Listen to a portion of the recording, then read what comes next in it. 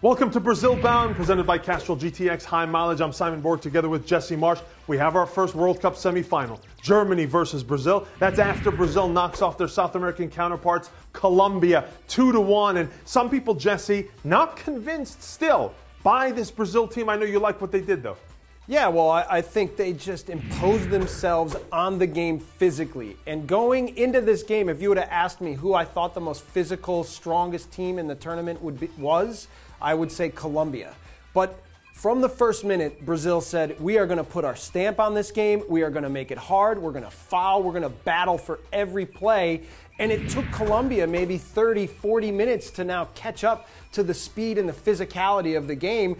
And I think that's something that fans sometimes miss when they watch Brazil, is they think a lot of times that you're going to get the samba football and the tricks with the feet and everything else. Yep. But what they have is some of the strongest athletes that play the sport in the world, and they physically command the game, and then when it settles down, they're able to play with their feet. So 54 fouls in this game, the most in the World Cup, and I expect them to come to the Germany game in the same manner. Is Brazil as physical and as strong as Germany, though? From a physicality standpoint, I think Brazil is stronger than Germany and younger, more athletic. But the question in this German game will it be a compact game that's tight, tactically, like Germany likes to play, or will it be wide open like Brazil likes to play?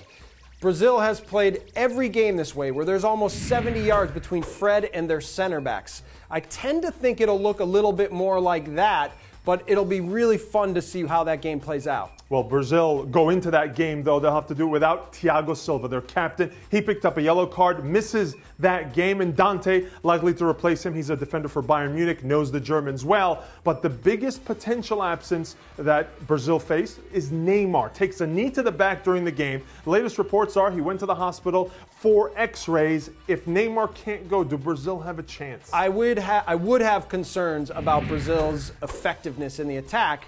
Maybe they can replace him with a guy like Bernard, who's still pretty crafty with his feet, but Neymar makes them tick in the attack. Could it be a good thing, though? Maybe Oscar gets a little more play, sees a few more balls, maybe orchestrates things. I think he is in the shadow in a lot of ways of Neymar. Yeah, they're different players. Oscar is a guy who in the middle of the field can make sense of things, connect passes. He makes guys around him better by now feeding them the kinds of passes they need to get themselves into the attack and to be on the move. So it's a little bit different because Neymar makes plays on his own. That's what he's all about. He's not always about setting up the next guy. He's about finding his own chances. And being a game breaker. Yeah. So follow the news here on MLSsoccer.com. We'll keep you up to date. Thank you for watching Brazil Bound, presented by Castrol GTX High Mileage. We'll see you next time.